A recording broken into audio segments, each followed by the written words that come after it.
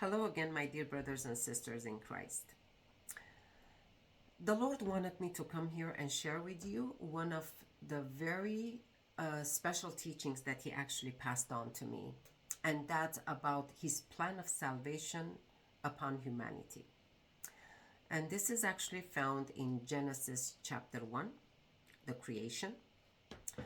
First time I learned about this it was in 2018 when I got invited by the group members of the church to come and talk about the creation, which is Genesis chapter 1. So I came to the Lord and I told him, Lord, I love you so much. You know what I'm trying to say. You know my heart before I even speak. But what's there to talk about in the creation other than that you created the heavens and the earth? There's not much in there.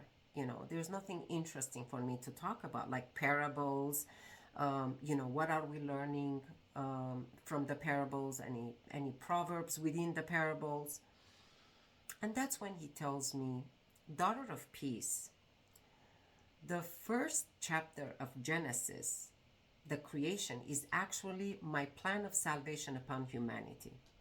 So I'm like, okay. And he asked me to actually go and open Genesis chapter 1. And he said, take the pen and start writing. So I said, okay. So when I go to Genesis chapter 1, I started reading. And he tells me, what's the first thing God created? I want you to read. So I look and I say, the first thing he actually created, he said, let there be light. Basically, the light. And he said, okay. So who is the light of this world? And I said, you are. And he's like, good. True, because in John 8:12, Jesus says, I am the light of the world, and whoever follows me will not be in darkness. And then he said, God gave me to you. That's the first thing he did. Plan of salvation. God so loved the world that he gave his only begotten Son, that whoever believes in him will have life and have it more abundantly. So that's the first step. Then he tells me, what's the next thing God did? So I go back and I read, and I'm like, okay, because I'm writing. I'm taking notes of everything he's telling me. And I said, well, he saw that light was good, so he separated light from darkness. He said, good. And then he tells me, he says, what did I teach to my disciples and everywhere else that I preached? He said, I will separate the sheep from the goats. I said, oh yeah. And of course, that's recorded in Matthew 25 when he actually separates the sheep from the goat. So who are the sheep? I said, the children of light. And he said, who are the goats? I said, the children of darkness. He said, good. And then he actually takes me to Matthew 13 and makes me read the parable of the weeds. The parable of the weeds, in case there are people who actually will tune into this channel who have not gone through that parable or have not yet read it, it is actually about a good man that sows seed in the field. And at night, the enemy comes and sows weeds.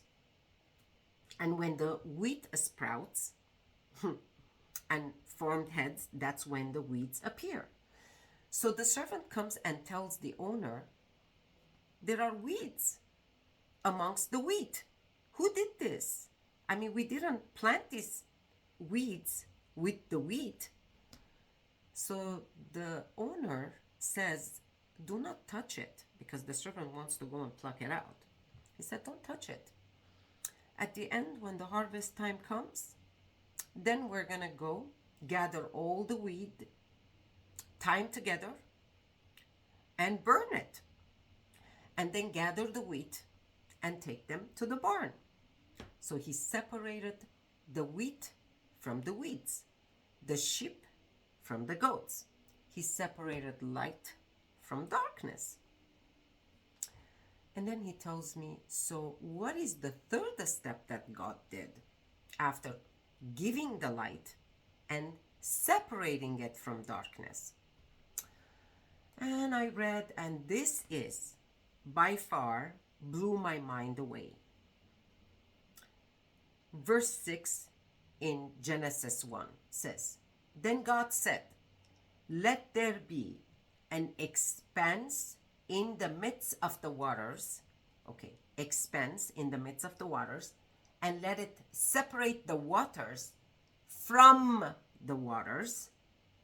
God made the expanse and separated the waters that were below the expanse from the waters that were above the expanse. And it was so. So God called the expanse heaven. And there was evening and there was morning. So when I was so excited. I'm waiting for him to explain this to me. What is this?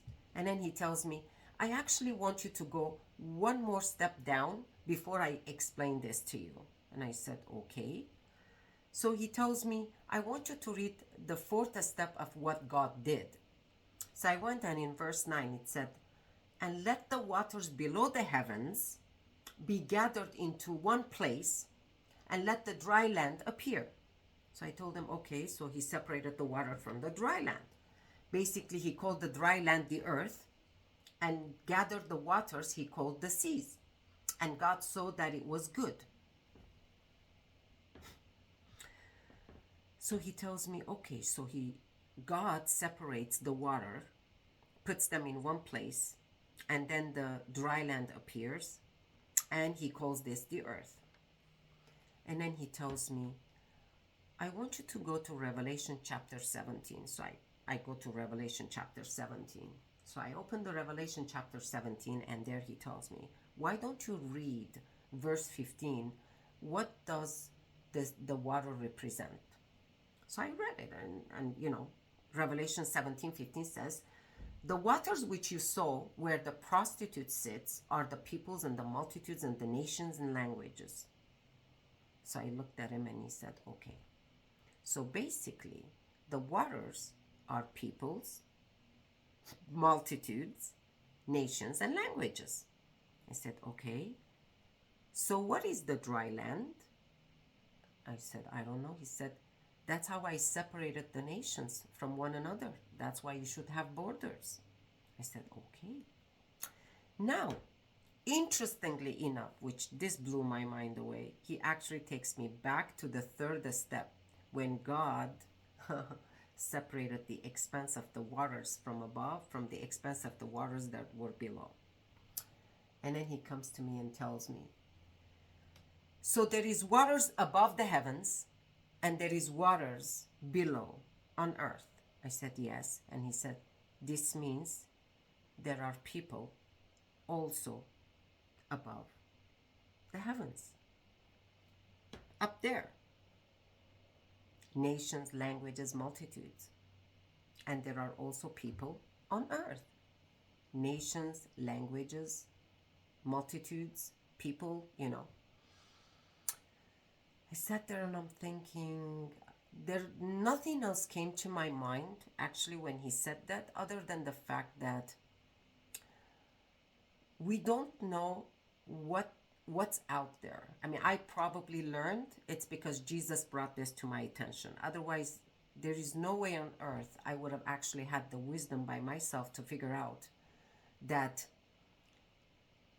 above our realm, which we are living here in this earth, there is actually waters, which means God is telling us that there are other people, languages, and multitudes out there that you do not know.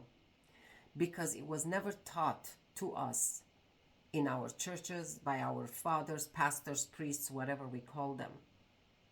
I don't think I've ever met anybody actually went into this depth to understand the theology of God's creation, which was his plan of salvation upon humanity. So I never met anybody that actually described precisely this.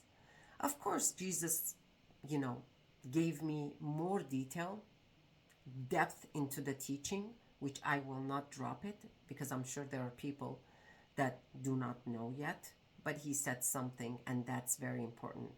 There are many scriptures that are hidden from you, lost books of the Bible that it's not available to you.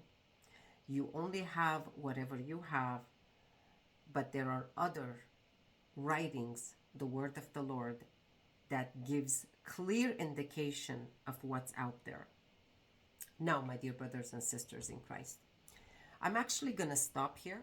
These are just 4 steps that I just wanted to share with you because I learned about this in 2018 and it blew my mind away. But I pray that you may sit, pray with Jesus, and ask him to give you guidance and wisdom so you can have this enlightenment as well. He will enlighten you. If you ask, he will give it to you. Until next time, I pray, may the Lord bless you and keep you. May the Lord make his face shine upon you. May the Lord turn his countenance towards you. And may the Lord grant you his peace. Stay blessed.